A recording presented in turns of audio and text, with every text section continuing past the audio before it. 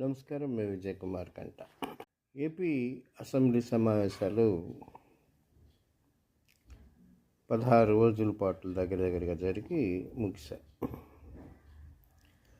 ఈ అసెంబ్లీ సమావేశాల్లో కీలకమైనటువంటి అంశం ఏంటంటే 3.5 లక్షల కోట్ల మేరకు బడ్జెట్ ప్రతిపాదనలకు ఆమోదం లభించటం, అన్నిటికీ మించి సుదీర్ఘకాలంగా జరుగుతున్నటువంటి ఒక ఆందోళనకు పరిష్కారంగా ఎస్సీ వర్గీకరణ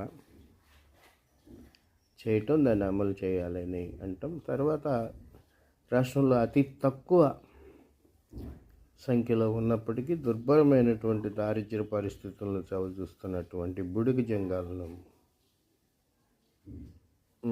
ఎస్సీల్లో చేర్చాలనేటువంటి ప్రతిపాదనకి ఆమోదం తెలుపడం ఒక ముఖ్యమైనటువంటి అంశం. అసెంబ్లీ సమావేశాలు ఒక రకంగా ప్రశాంతంగా జరిగిన ఒక అనుచిత సంఘటన ఏంటంటే, గవర్నర్ ప్రసంగం చేసేటటువంటి సందర్భంలో ప్రతిపక్ష హోదా కోరుతూ మొదటి 2-3 నిమిషాల్లోనే గవర్నర్ ప్రసంగ కాగితాలను ఇచ్చి వాకౌట్ చేయటం, అది వైసీపీ చేసింది. ఇక తర్వాత సభ ఏకపక్షంగా జరిగింది అనుకోవటానికి వీల్లేదు. ప్రశ్నోత్తరాల సమయాన్ని కానీ 0 అవర్ని కానీ మనం చూసినప్పుడు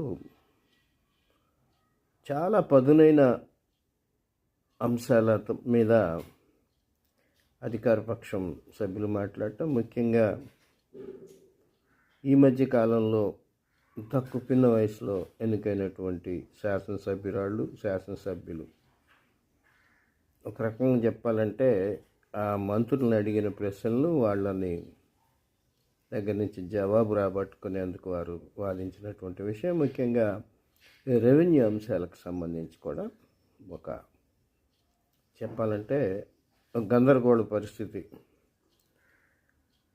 అధికార పక్షమే విపక్షంగా మారిందా అన్నట్టుగా ఉంది.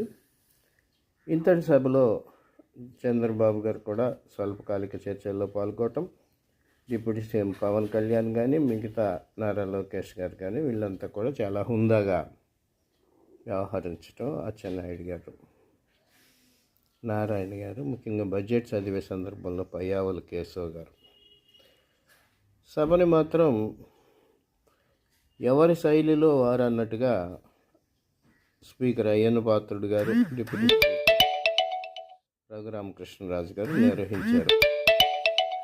మొత్తం మీద సభలు ప్రశాంతంగా జరిగిపోయాయి.